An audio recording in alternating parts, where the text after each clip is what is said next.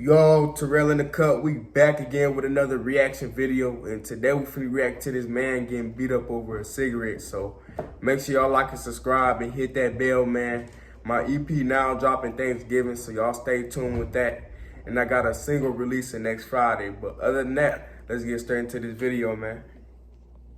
Today's video really reminds us that criminals just do not share our moral code.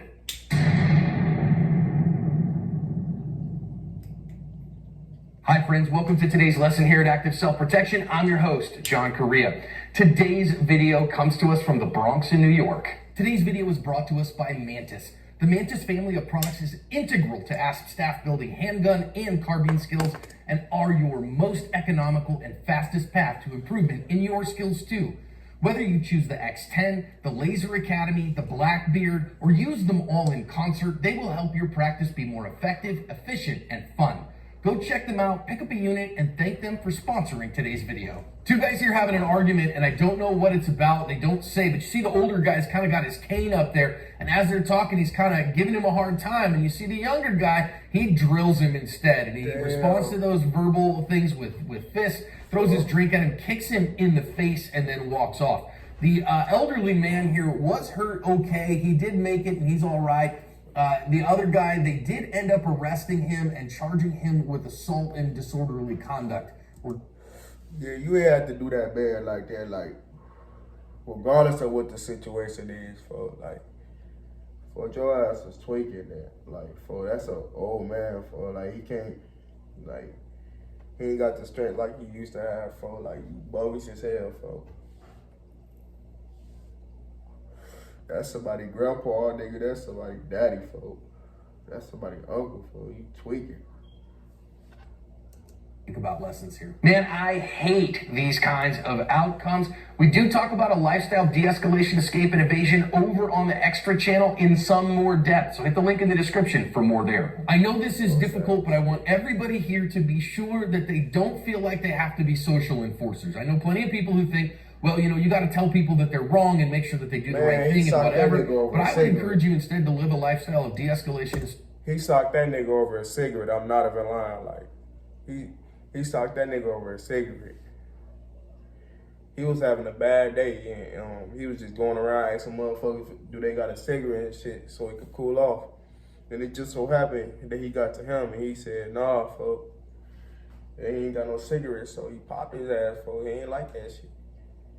Cause he was already having a bad day to begin with, folks ass was tweaking. An evasion, that you would just not get in big conflicts, especially in this case when you face a significant physical deficit. You got a 70-year-old man and a 35-year-old man here that you're having an argument with, and you don't know what his moral code is. So better off just let the guy go. My bad, friend. Have a good day, whatever, and get away from him, because you don't want to get in these kinds of situations. Now, what we see here is clearly he's angered this guy, and the first indication that we have here that a physical assault is imminent is the glance away. So this happens all the time. He looks away, he's looking to see, are there any witnesses? Am I going to be able to get away with this? And when they're not looking at you like this, that is the first sign. So you've got to watch for these non-verbal indicators that a physical attack is imminent.